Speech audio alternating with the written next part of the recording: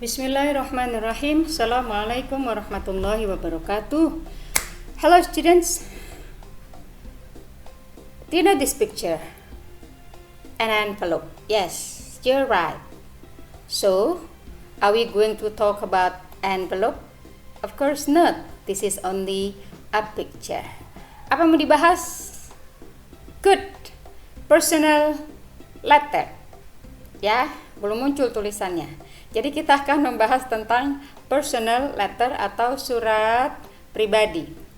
Sekarang sih nggak musim ya surat menyurat, tapi dari materi ini kita akan belajar tentang menulis, satu keterampilan yang dianggap sulit.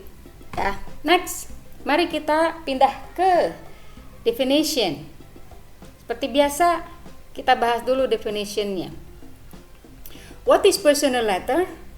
A personal letter is a type of letter that contains a personal matter. Jadi yang dibahas dalam personal letter itu tentu isu-isu atau masalah-masalah yang menarik bagi si penulis dan juga si penerima surat, ya. Usually from one individual to another. The personal letter usually use an informal but polite language. Jadi walau pakai informal tetapi tetap harus polite, sopan. Next, mari kita bicara tentang generic structure atau struktur umum dari surat, personal letter.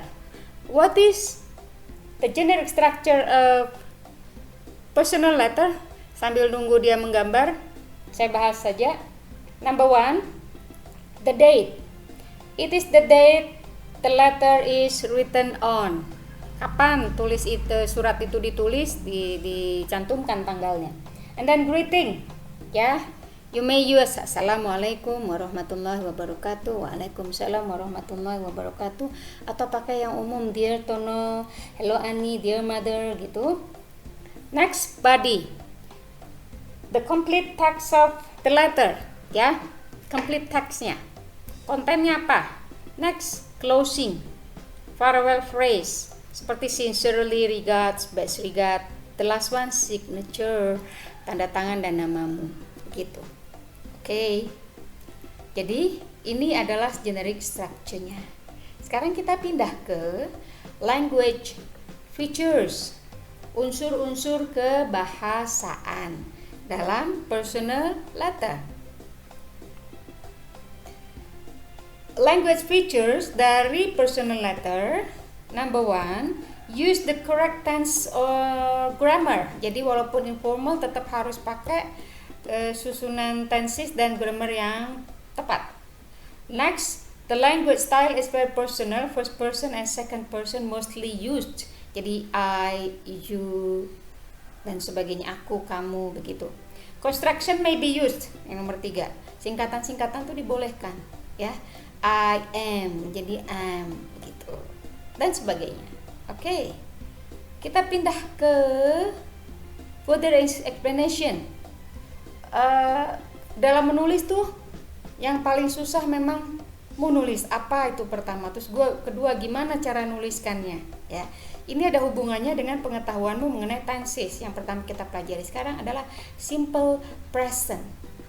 Banyak dipakai dalam surat. Kalimat yang menggunakan kata kerja sederhana menerangkan kejadian saat ini dan kejadian yang terjadi secara rutin, kegiatan tahunan, bulanan, 10 tahunan, 50 tahunan, itu pakai simple present. Oke. Ada 2 jenis kalimat teman-teman dalam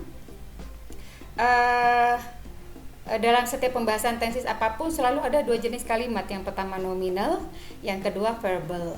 Apa bedanya nominal dengan verbal? Yang nominal tidak ada verbnya, yang verbal itu ada verbnya, ya. Jadi nominal itu mengandung adjective, complement, adverb dan sebagainya. Contoh, I am happy. I am, to be-nya am, pakai to be, ya. I am, you are, she is, they are, we are. Itu dalam simple present. Lalu bagaimana yang verbal? Yang verbalnya itu tentu mengandung verb. Contoh, tergantung subjek, ya. I, you, we, they, kata kerjanya akan berbeda dengan she dan he. Bedanya pada apa? Bentuknya. Kalau I, you, we, they, maka verb yang dipakai adalah verb infinitive asli, spent. Spend time on reading and writing. Sementara pada she dan he itu ada tambahan s, atau pada kata yang lain ada es-nya gitu. Nanti kapan-kapan insya Allah kita bahas tentang ini secara dalam. Next, tentang simple past sekarang ya. Simple past adalah kalimat yang menggunakan kata kerja sederhana untuk menerangkan kejadian di masa lampau yang sudah terputus di masa itu dan tidak berhubungan dengan masa sekarang. Jadi bicara-bicara tentang nih, misalnya nih remaja-remaja bicara tentang mantan apa kayak gitu ya, yang lalu-lalu, ya udah pakai simple past gitu. Nominal ya, tetap ada nominal dan verbal. Nominal menggunakan to be, was, dan were ya. I was happy, happy adjective. She was beautiful, he was strong ya. She was beautiful gitu. Ya, kalau ada orang bilang sama kamu you were beautiful, kamu jangan GR, karena you were means dulu tuh kamu cantik, sekarang enggak lagi. Jadi hati-hati dengan tenses ini ya. You, we, and they itu pakai were. You were polite, we were polite. Kalau dibilang you were polite, berarti dulu kamu tuh sopan. It means sekarang you are not polite again. Gak enak nih kalimat ini ya. Kalau ada orang bilang sama kamu you are polite, hati-hati. Next, verbal. Nah, verbal ada perubahan kata kerja, ada yang regular, ada yang irregular. Contoh, do menjadi did, go menjadi went, swim jadi swam, stay jadi stayed, call jadi called, enjoy jadi enjoyed ya. Jadi perubahan ini regular dan irregular.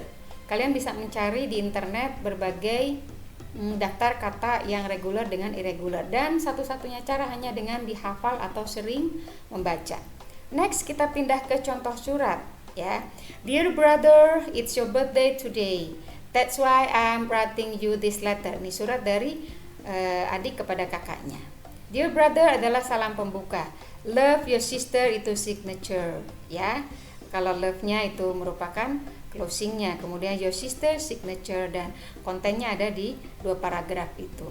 Gampang kalau baca, yang susah membuat ya. Kita akan berlatih membuat insya Allah. Next, terakhir kita bicara tentang reflection. Teman-teman, dalam menulis dan membaca itu berkaitan dengan diksimu, kalimat-kalimat yang kalian pilih.